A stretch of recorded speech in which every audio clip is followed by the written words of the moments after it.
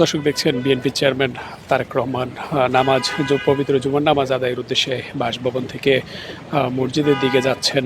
দেখছেন বিএনপির চেয়ারম্যান তারেক রহমান বাসভবন থেকে তিনি বের হয়ে হাত নাড়ছেন, সাধারণ মানুষদের উদ্দেশ্যে তিনি কথা বলছেন।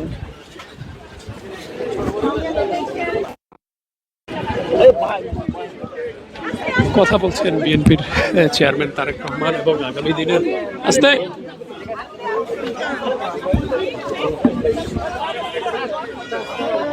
দেখছেন সাধারণ মানুষের এখানে যারা উপস্থিত আছেন তিনি তাদের সাথে হাত মিলাচ্ছেন।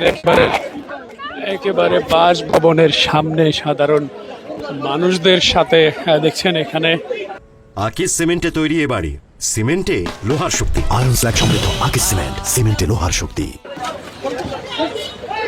দেখছেন সাধারণ বাসভবনের সামনে থেকে মসজিদের পবিত্র জুমার নামাজের উদ্দেশ্যে তিনি বের হচ্ছেন। একই সাথে সাধারণ মানুষ যারা ছিলেন আজকে বাসভবনের ঠিক সামনে তাদের সাথেও তিনি হাত মিলিয়েছেন, কথা বলেছেন। দেখছেন ৭১ টেলিভিশনের ডিজিটাল প্ল্যাটফর্ম থেকে সঙ্গে আছি আমি ফারুক মজুমদার। দেখছেন বিএনপির চেয়ারম্যান